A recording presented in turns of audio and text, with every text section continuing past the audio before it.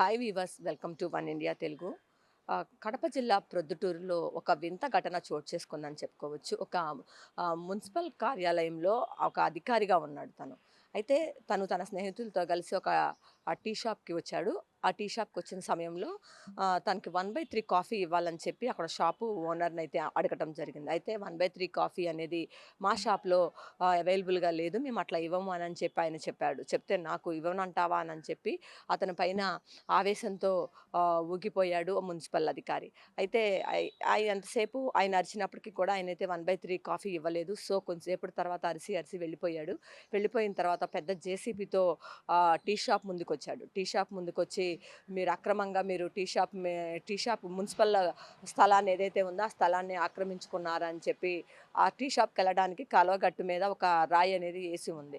ఆ రాయిని తీసేస్తున్నామని చెప్పి అతన్నయితే బెదిరించడం మొదలుపెట్టాడు. అయితే నా షాప్ దగ్గరే కాదు, అందరి షాపుల దగ్గర కూడా అట్లాగే వేసుకొనున్నారు. నేనొక్కడినే ప్రత్యేకంగా వెళ్ళేదని చెప్పి ఆ టీ షాప్ యజమాని చెప్పినప్పటికి కూడా ఆ మున్సిపల్ అధికారి అయితే రెచ్చిపోయి అతని మీద గొడవ పడుతూనే ఉన్నాడు.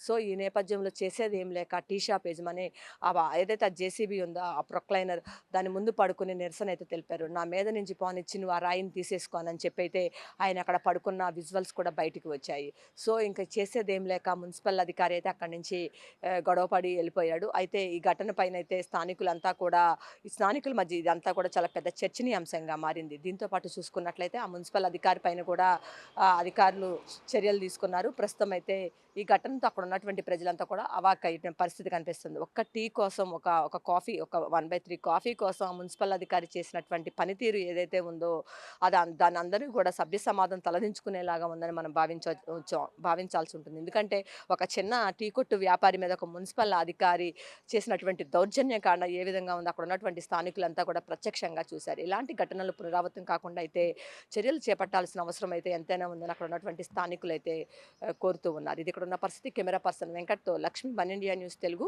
విజయవాడ.